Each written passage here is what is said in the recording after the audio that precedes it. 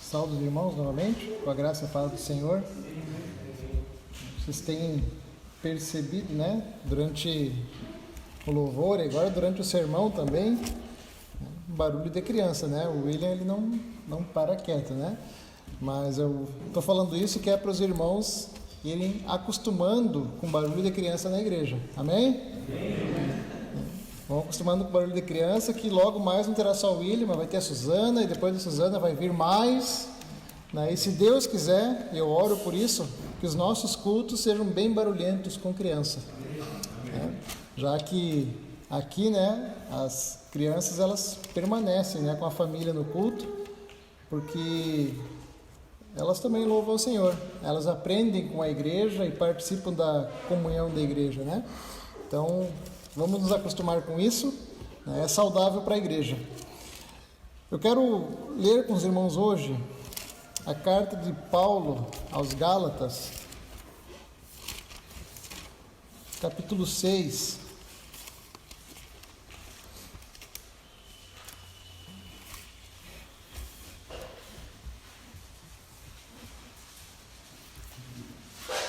Verso número 14.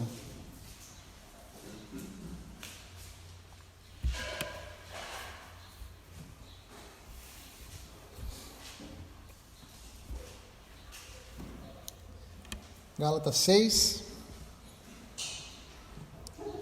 verso 14, um versículo apenas, vamos ler. Mas longe esteja de mim gloriar-me, senão na cruz do nosso Senhor Jesus Cristo, pela qual o mundo está crucificado para mim e eu para o mundo. Vamos ler mais uma vez? Mas longe esteja de mim gloriar-me, senão na cruz do nosso Senhor Jesus Cristo, pela qual o mundo está crucificado para mim e eu para o mundo.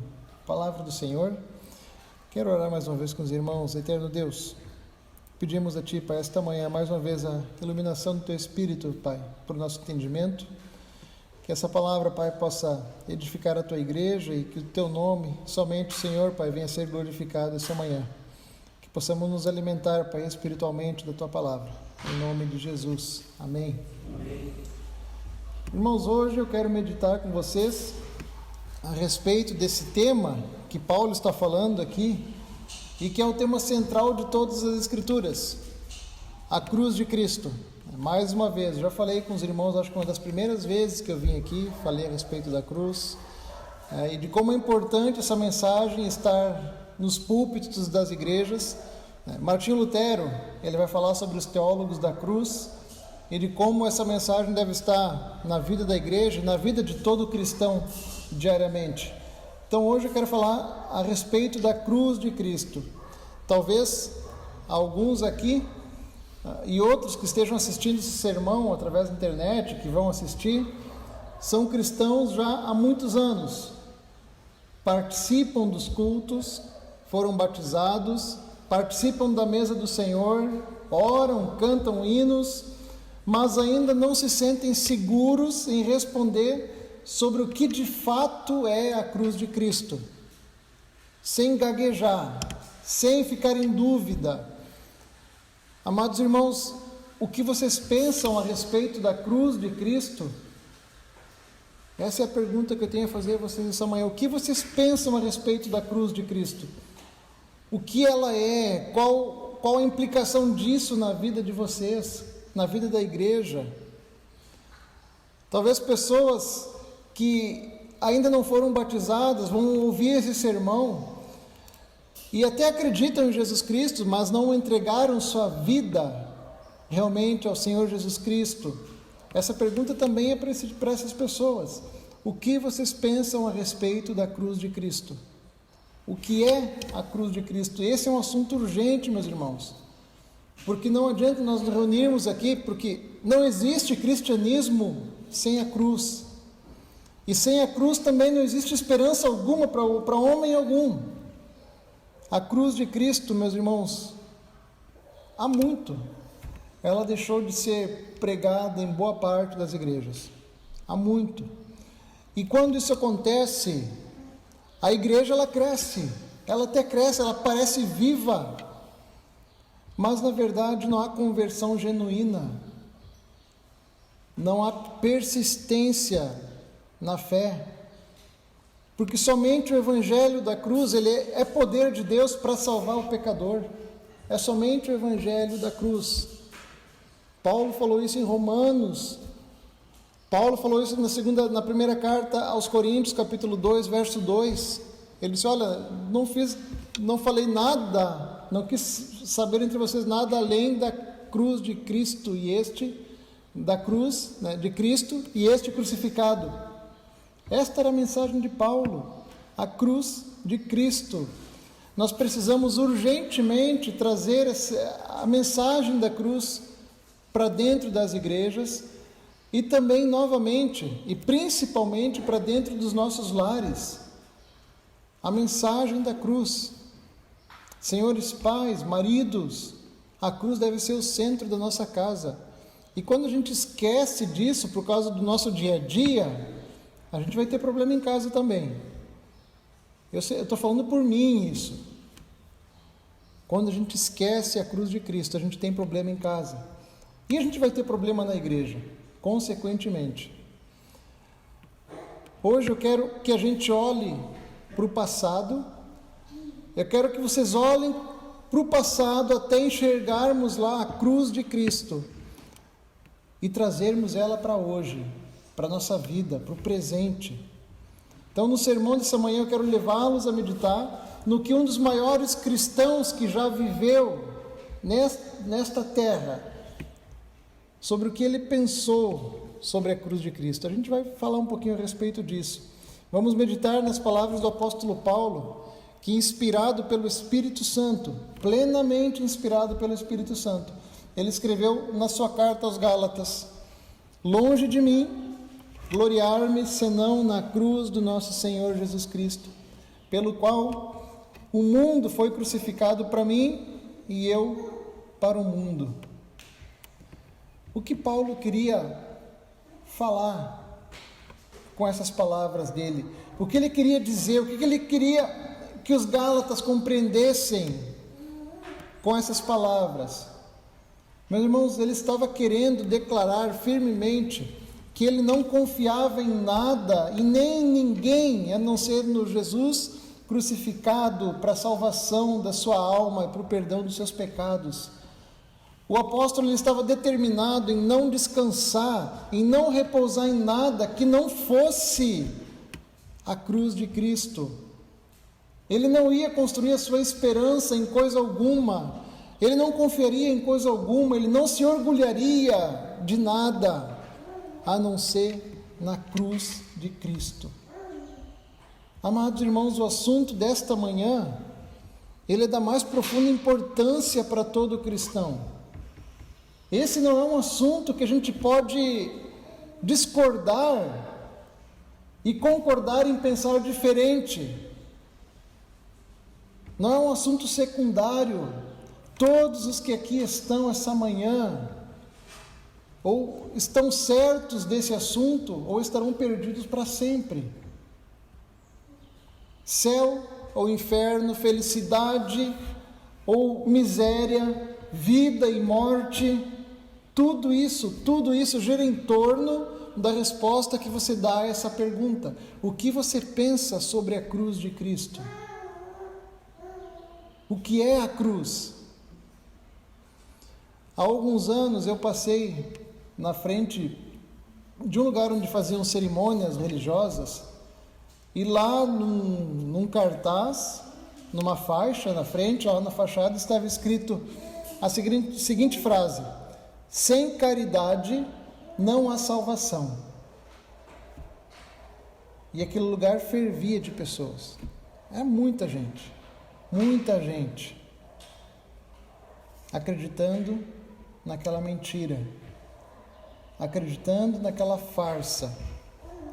A palavra de Deus nos ensina claramente que salvação não é por caridade, salvação não é por obras, mas é somente pela graça, por meio da fé. Você só consegue isso, você só encontra isso na cruz de Cristo. Infelizmente, essa filosofia de obras, ela também tem entrado na igreja cristã, em igrejas evangélicas, quando ensinam que para você ser salvo, você tem que dar o dízimo. Quando ensinam que para você ser salvo, você tem que se sacrificar, você tem que fazer alguma coisa. Quando ensinam que para você ser salvo, você tem que agradar a Deus. Meus irmãos, acreditem, nada, absolutamente nada do que você faça por você mesmo pode agradar a Deus.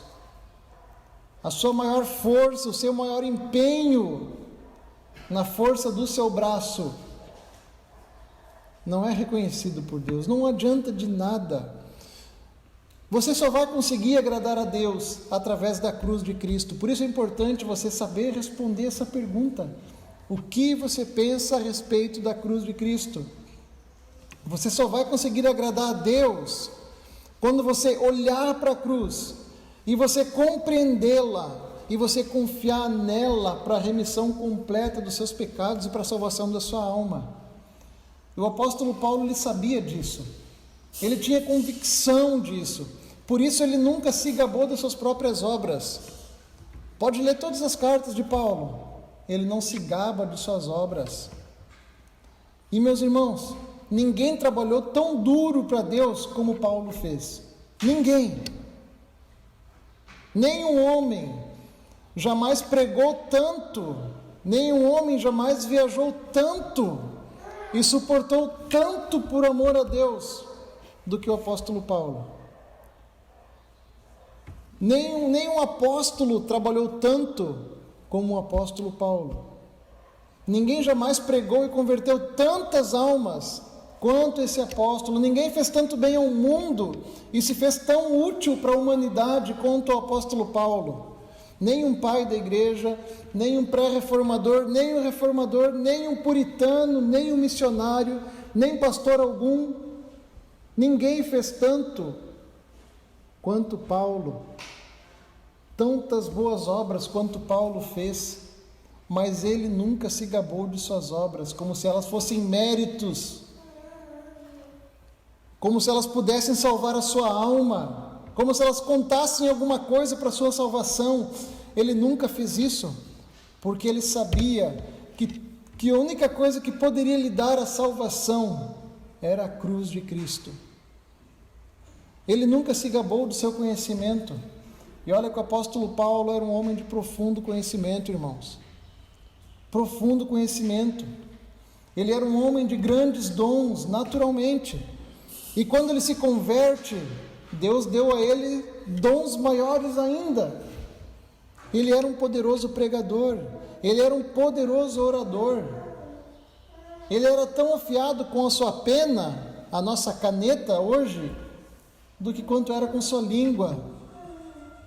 O apóstolo, ele poderia discutir com infiéis em Corinto, ao mesmo tempo ele poderia discutir com os fariseus em Jerusalém. Ele conhecia muitas coisas profundas. Ele vai dizer que esteve no terceiro céu e ouviu palavras indescritíveis. E ele se gabou do seu conhecimento. Ele se gabou das suas experiências, como se isso pudesse justificá-lo diante de Deus. Não, meus irmãos, ele nunca se orgulhou do seu conhecimento. E hoje a gente vê crentes que leem 2, 3 livrinhos de 200 páginas, que não param em pé, se gabando dos mistérios de Deus. Paulo nunca se gabou do seu conhecimento e da sua experiência com o Senhor. Nunca. E cristãos hoje que se gabam do seu conhecimento, não poucas vezes eles trazem divisão ao corpo de Cristo. Eles trazem ódio e intolerância num lugar onde deveria reinar o amor e a paciência. Ah, pastor, mas eu não suporto o amor e a paciência. Meus irmãos, se Paulo disse: Deus me livre, gloriar-me em tudo que não seja a cruz de Cristo, quem aqui essa manhã pode ousar dizer: eu tenho algo a me orgulhar, eu tenho algo do que me orgulhar? Se Paulo não disse isso, meus irmãos, Quem aqui hoje pode confiar em qualquer bondade própria, em qualquer obra? Quem aqui pode se orgulhar da sua própria moralidade? Eu digo que todos aqui, a começar por mim, nós somos muito diferentes do apóstolo Paulo. Nós somos muito piores do que ele. E se nós somos assim, o que sobra para nós nos orgulharmos? Ele diz, olha, longe de mim me orgulhar, a não ser na cruz de Cristo. O que sobra para mim? O que sobra? Quem aqui confia na sua religião para salvação? Quem aqui confia no seu batismo, valoriza o seu batismo para a sua salvação? Quem aqui valoriza a mesa do Senhor para a sua salvação? Quem aqui pode se gloriar por vir nos cultos aos domingos, dizendo a si mesmo, o que mais me falta? Quem? Claro que tudo que eu acabei de falar é importante, irmãos. O batismo, a ceia do Senhor, o culto, a comunhão, isso é importante, mas isso não deve ser a nossa fonte de orgulho, porque isso não vai salvar a nossa alma da ira de Deus. Se você acha que isso é suficiente, eu digo que você é muito diferente de Paulo. O seu cristianismo não é o de Paulo. A sua fé não é a de Paulo. Não é o que a gente encontra no Novo Testamento. Paulo não se orgulha de nada, a não ser a cruz de Cristo. E nem a gente deveria se orgulhar de nada. Jamais sonhe, nem por um segundo, confiar em alguma virtude que você tenha, em alguma obra que você faça, em algum trabalho que você exerça. Não se orgulhe da sua religião, da sua doutrina. O que você tem a dizer sobre a sua religião? Tudo que as pessoas possam dizer sobre sua religião, enquanto elas são fortes, enquanto têm saúde, elas não vão encontrar nada para falar quando elas estiverem doentes e morrendo. Qualquer que seja o mérito que alguém possa encontrar na sua religião aqui neste mundo, esses méritos não passam de nada diante do tribunal de Deus. Porque no grande dia, a luz desse dia vai trazer às claras, vai trazer à tona toda a podridão das falsas religiões, toda a fraqueza das doutrinas, toda a fé vacilante, como sepulcros, brancos e bonitos por fora, mas podres por dentro. Essas obras vão ser reveladas no dia do Senhor. Pobre do homem que pode se orgulhar da sua religião. Pobre da pessoa que se orgulha das suas capacidades. Pobre daquele que se orgulha das suas obras, que se orgulha do seu batismo. Pobre daquele que se orgulha porque participa da ceia do Senhor. Amada igreja, não descanse, não repouse, não se sinta confortável enquanto seu coração não bater em sintonia com o coração de Paulo. Não fique descansado até que você possa dizer, com Paulo, longe de mim orgulhar-me de algo, longe de mim me orgulhar da igreja, longe de mim me orgulhar do batismo, longe de mim me orgulhar da doutrina, longe de mim orgulhar-me do conhecimento, exceto na cruz do nosso Senhor Jesus Cristo. E a pergunta continua: o que você pensa a respeito da cruz? Se o ímpio chega para você e pergunta, o que você pensa a respeito da cruz? Olha, Deus é tão mau, Ele manda matar um monte de gente. Meus irmãos, a cruz tem a resposta para isso. E ela deve estar na sua resposta aos ímpios. O que você pensa a respeito da cruz de Cristo? E eu vou dizer a vocês o que devemos entender, pensar a respeito da cruz de Cristo. Alguns pregadores, eles dizem que a cruz de Cristo é a lembrança da depravação humana. Não deixa de estar errado, é verdade. Mas não é isso que Paulo está dizendo aqui nesse texto. Não é isso que a expressão cruz de Cristo significa aqui. A cruz de Cristo ela pode ter mais de um significado. O primeiro significado é a cruz de madeira que Jesus Cristo foi pregado, que ele foi crucificado. Mas com certeza não é esse tipo de cruz que Paulo está falando aqui. Paulo não ia se gloriar em um pedaço de madeira. Isso seria idolatria, seria pecado, seria profano. Então não é esse tipo de cruz que Paulo está falando. O segundo tipo de cruz que pode significar as provações. E é esse tipo de cruz que Jesus se refere nessa vida, quando ele diz, olha, aquele que não leva sua cruz e me segue, não pode ser meu discípulo. Então são as provações que a gente tem que enfrentar enquanto somos fiéis a Cristo nessa vida. Mas esse também não é o tipo de cruz que Paulo está falando aqui. A cruz de Cristo também pode significar a doutrina da salvação, a obra redentora de Cristo na cruz do Calvário, de Cristo entregando a sua vida pelos pecadores, aquele momento onde o justo morre pelo injusto, o santo e sem pecado, o perfeito, o completo morre pelos imperfeitos e incompletos. Aquele momento onde Cristo ele morre pelo pecado de muitos homens, de muitas pessoas. Resumindo, meus irmãos, a cruz de Cristo ela significa Cristo crucificado como o único Salvador. Único Salvador. Este é o significado que Paulo pretende que os seus leitores entendam. É desta cruz que Paulo está falando.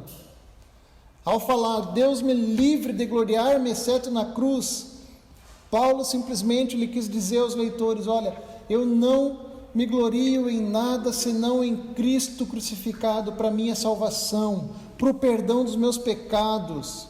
Eu não confio em nada mais, nada pode ser mais digno de confiança, nada pode ser mais digno de crédito, nada pode me salvar a não ser Cristo crucificado. É isto que Paulo está falando aos Gálatas. E ao pensarmos na cruz de Cristo, a gente deve compreender o sacrifício que Cristo fez por nós, por sua igreja, pelo seu povo. A Bíblia vai dizer que esse foi um sacrifício expiatório. Você sabe o significado de expiação? Isso é uma palavra querida por todo cristão. Expiação é algo que purifica, que tira a culpa. É importantíssimo para todo cristão. Eu vou deixar um exemplo para deixar mais claro. Todo homem, ele naturalmente está afastado de Deus. Romanos 3:23. Todos pecaram, estão separados da glória de Deus, estão destituídos. O homem, ele nasce naturalmente, inimigo de Deus. Para Deus, esses homens, eles estão mortos em pecados e iniquidades. Eles estão em rebelião contra Deus. E ao ouvirem o Evangelho e rejeitarem o Evangelho, eles rejeitam a Deus. Por isso eles são dignos de punição eterna. E a punição eterna, aqui que a Bíblia fala, é passar a eternidade com suas almas diante de Deus, na presença de Deus, só que em toda a sua ira. O nome que a Bíblia dá para esse lugar é inferno. Isso aí, irmãos, não é o diabo que manda no inferno, não. É o próprio Senhor que vai estar lá em toda a sua ira. O nome desse lugar é inferno. Agora entendam, um homem, ele é culpado por seus pecados. Por isso a morte passou a todos os homens, porque todos pecaram. O homem é culpado. Deus exige punição para o pecado e para o pecador. Deus, ele é santo e justo, ele não pode contemplar o mal, ele pune o pecado. Então, se culpa pressupõe, significa obrigação de punição, a expiação, então, ela remove essa obrigação. Então, Deus, ele inocenta o culpado? Ele isenta o culpado? Ele fecha o olho? Ele passa a mão? Não. Deus não fez vistas grossas para o meu pecado, nem para o seu pecado. Deus não passou a mão, não passou em branco. Por causa do nosso pecado, outro foi punido em nosso lugar. Ele levou sobre si toda a culpa do nosso pecado. Por isso, ele recebeu sobre ele toda a punição que era para mim e que era para você. Por isso que no credo apostólico, a gente lê lá que Cristo desceu ao inferno. O que eles querem dizer com isso? Que ele foi literalmente lá onde estão os demônios? Não. É que ele recebeu sobre ele a ira de Deus sobre o nosso pecado. Foi isso que aconteceu. E por causa do sacrifício dele, a partir do momento que você crê no Evangelho e decide viver como um cristão, você se batiza, você é liberto da culpa pelo pecado. Pois a morte de Cristo removeu a obrigação que Deus tinha de punir o pecador, de te punir. Porque essa punição caiu sobre Cristo. Este é o sacrifício substitutivo. Isso é expiação. Expiação é literalmente purificação de crimes, de pecado. Cristo fez isso na cruz do Calvário. Por mim, por você, pela sua igreja. Isso é expiação. O apóstolo Paulo ele havia entendido isso. Ele havia entendido que Jesus crucificado era a única coisa que poderia ser a fonte de sua confiança, era a sua alegria. Cristo crucificado foi o seu deleite, foi o seu conforto, era a sua paz, era a sua esperança. Cristo crucificado era o lugar de repouso do apóstolo Paulo. Ele não meditou na sua própria bondade, ele não meditou na sua própria justiça, no seu próprio conhecimento. Ele poderia ter ficado lá pensando, olha, fui até o terceiro céu, eu vi tanta coisa, e ficar meditando. Não, irmãos, ele, olha, longe de mim me gloriar, a não ser na cruz de Cristo. Ele adorava pensar no que Cristo havia feito por ele. Ele adorava pensar na expiação de Cristo, no sangue de Cristo, na obra consumada de Cristo. Era somente nisso que Paulo se orgulhava, somente nisso. Ele falou aos Coríntios, eu decidi não saber nada entre vocês, exceto Jesus Cristo e Ele crucificado. O apóstolo Paulo, ele jamais se cansou de contar a história da cruz. Jamais. Ele contava essa história, dia após dia. E você, que história você tem contado? Qual tem sido o seu motivo de orgulho?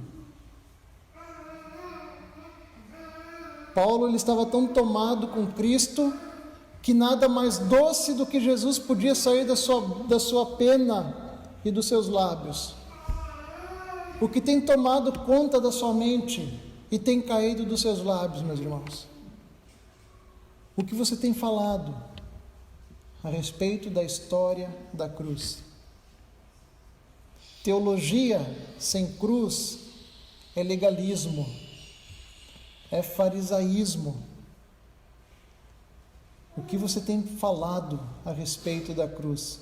E depois que Paulo se converteu, a cruz de Cristo era o que ele bebia, era o que ele comia, era o que ele respirava. Ele diz aos Gálatas, a vida que agora eu vivo na carne, eu vivo pela fé no Filho de Deus, que me amou e se entregou por mim. Paulo está falando do que, irmãos? Era da cruz de Cristo. Paulo foi um homem extraordinário. O que fez ele ser tão forte para trabalhar? O que fez ele ser tão forte em sua motivação? O que deixou ele tão disposto a trabalhar? O que tornava aquele homem tão incansável em pregar o Evangelho, em falar a respeito da cruz de Cristo? Ele estava sempre, meus irmãos, alimentando-se pela fé do corpo e do sangue de Cristo. O Cristo crucificado era o alimento e bebida deste homem. Ele meditava nisso dia e noite, dia e noite. Você pode saber muita coisa a respeito de Jesus Cristo. Você pode saber quem Ele era, você pode saber onde Ele nasceu, você pode saber de cor tudo que Ele fez. Você pode conhecer os milagres de Jesus, você pode conhecer suas profecias, as suas ordenanças ou os sacramentos. Você pode saber como Ele viveu, como Ele sofreu. Você pode saber como Ele morreu, mas a menos que você esteja disposto a confessar que a sua salvação depende inteiramente da obra de Cristo na cruz do Calvário, todo esse conhecimento não terá efeito nenhum sobre sua vida. O simples conhecimento do nome de Cristo nunca vai te salvar do inferno. Jamais. Você deve conhecer a sua cruz.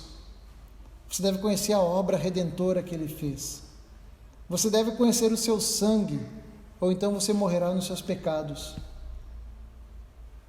Você deve hoje olhar para a cruz e reconhecer que aquele que foi pendurado naquela cruz era realmente o Filho de Deus. Reconhecer que Ele levou sobre si a culpa dos nossos pecados, para que você fosse poupado da ira de Deus. Você deve hoje reconhecer Jesus Cristo como o Senhor da sua vida, adorá-lo e dizer a Ele: Senhor, concede-me arrependimento, porque até isso é o Senhor que concede. Aceite-me como seu discípulo, transforma a minha morte em vida eterna. A gente não pode dizer: Senhor, transforma a minha vida, se Ele não é seu Senhor. Você tem que dizer: Senhor, transforma a minha morte em vida eterna, porque eu estou morto. Creia no Evangelho, creia na mensagem da cruz e seja salvo. Jesus disse em Mateus 16: todo aquele que crê e for batizado será salvo, quem não crê será condenado. Hoje é a oportunidade, creia e tenha vida. Agora, irmãos, normalmente, nos cultos em que nós celebramos a ceia do Senhor, a gente traz à memória tudo isso. Foi justamente isso que eu quis evitar. Eu trouxe essa mensagem hoje, porque essa mensagem não deve ser lembrada no culto de ceia somente. Essa mensagem deve ser lembrada todos os dias, a cada manhã.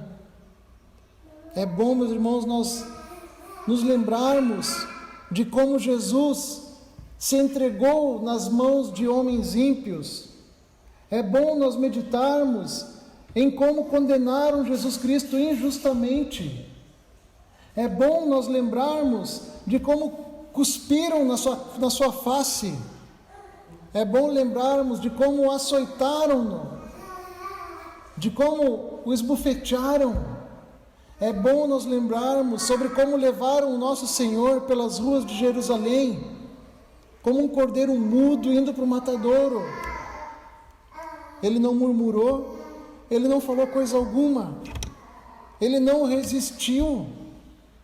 É bom pensarmos essa manhã em como lhe perfuraram suas mãos, em como perfuraram seus pés, em como o transpassaram com uma lança no seu lado, enquanto zombavam dele e o abandonaram naquela cruz, sozinho, nu, sangrando até a sua morte. Ah, pastor, que cena terrível. É sim, mas nessa cena, meus irmãos, nós podemos ver o quanto Ele amou pecadores que nem nós. Há um trecho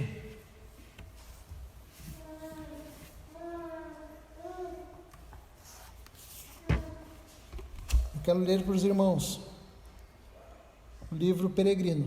Quem me conhece sabe que eu já li esse livro, não lembro quantas vezes, mas é um livro que eu amo, depois da Bíblia, é esse livro. E Cristão, que é o personagem, depois de uma longa caminhada, ele chega diante da cruz e ele estava com um fardo pesado em suas costas. Esses fardos eram o seu pecado. E diz assim: Cristão chegou a um lugar íngreme, em cujo topo se erguia uma cruz de madeira, e mais embaixo havia um túmulo vazio. Ao aproximar-se da cruz, O fardo caiu-lhe das costas, rolando para dentro da sepultura, e não o vi mais. Cristão sentiu-se maravilhosamente aliviado e com o coração cheio de alegria, e disse: a angústia de Cristo deu-me descanso e sua morte concedeu-me vida. Admirado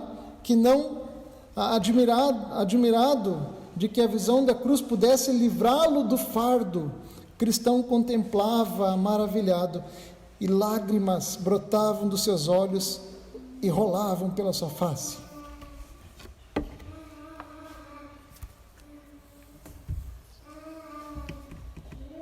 Contemplar a cruz de Cristo, irmãos. Quando nós contemplamos a cruz de Cristo, o fardo do pecado, ele cai das nossas vidas. Ele rola para dentro do túmulo e a gente não vê mais ele. É maravilhoso nós meditarmos na obra de Cristo na cruz do Calvário. Nós podemos ver a maravilhosa salvação providenciada por Deus. Nos propósitos de Deus, meus irmãos, a cruz, ela foi montada desde a eternidade. Nem uma gota preciosa do sangue de Jesus Cristo foi derramada sem que elas estivessem nomeadas. Nós estávamos lá há muito tempo. A sabedoria de Deus infinita, planejada para que a redenção acontecesse pela cruz. A sabedoria infinita de Deus trouxe Jesus à cruz do Calvário no tempo devido. No livro de Atos, capítulo 2, verso 23, está escrito que ele foi crucificado pelo determinado conselho e presciência de Deus. Na cruz de Cristo nós podemos ver a sabedoria e o poder de Deus. Na cruz de Cristo a gente pode ver a paz e a esperança. Na cruz de Cristo a gente pode ver o conforto, a consolação. Quanto mais eu me mantenho na cruz, quanto mais ela faz parte da minha vida, da minha mente, mais plenitude eu encontro nela. Quanto mais os meus pensamentos estão fixados na cruz de Cristo, mais eu estou satisfeito em Deus e vejo que há mais a ser aprendido ao pé da cruz do que em qualquer outro lugar do mundo. Um único versículo: longe de mim gloriar-me, senão na cruz do nosso Senhor Jesus Cristo. Nós não conseguiremos ver a cruz, meus irmãos. A gente não consegue ver na cruz a causa do amor do Pai. A gente não consegue ver, mas a gente pode ver o efeito desse amor, o efeito dele. Nós podemos ver que Deus amou tanto este mundo perverso, que ele enviou o seu único Filho, para que todo aquele que nele crê não pereça, mas tenha vida eterna. Hoje eu sei que ele nos ama. Por quê? Porque ele não negou o seu único Filho. Enquanto eu ainda era pecador. Quando nós olhamos para a cruz de Cristo, vemos que não existe nada mais negro e condenável que o pecado humano. Isso é verdade, irmãos. Mas também na cruz eu vejo que o sangue de Cristo pode tirar toda a mancha do pecado da minha vida. Como a gente cantou aqui hoje, o sangue de Cristo torna a nossa alma mais alva que a neve. Às vezes você pode pensar: mas eu sou muito ruim, sou muito pecador para ser perdoado. Você tem razão. Você merece toda a ira de Deus no inferno. Você tem razão disso. Você é mau. Nós somos maus. Mas a resposta para esse pensamento essa manhã está na cruz de Cristo. Está no sangue derramado no Calvário. E por causa desse sangue, hoje a gente pode ser perdoado e amado. Quão maravilhoso é você olhar para a cruz e ver na cruz a provisão de Deus para homens pecadores que nem nós.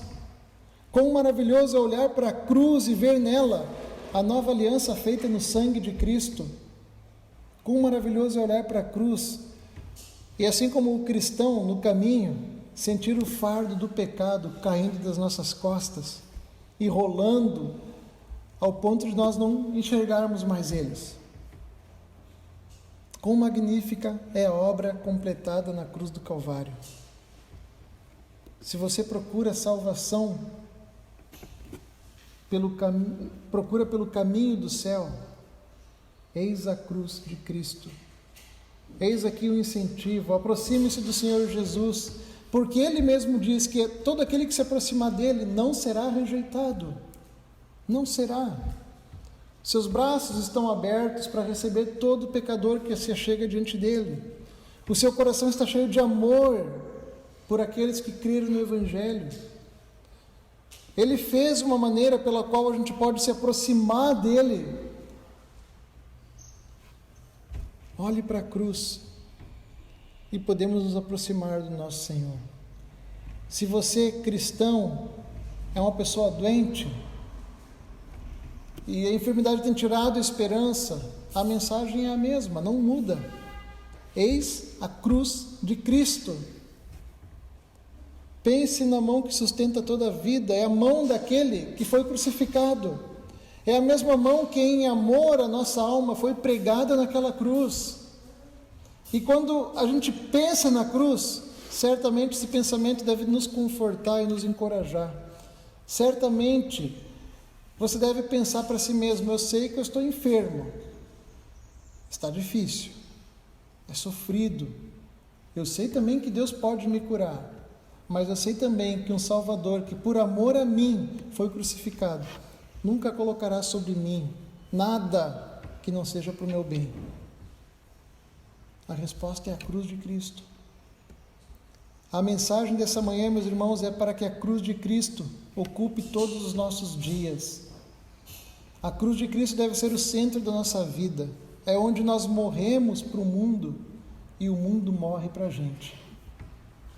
E eu termino esse sermão colocando esses pensamentos diante de vocês. O que você pensa agora sobre a cruz de Cristo, eu não posso dizer. Não sei o que você está pensando sobre a cruz de Cristo. Mas o que eu posso desejar é que você seja capaz de dizer como o apóstolo Paulo disse antes de morrer. Que você possa dizer: Deus me livre de gloriar-me, de orgulhar-me, exceto na cruz do nosso Senhor Jesus Cristo. Amém? Curve sua cabeça. Vamos orar.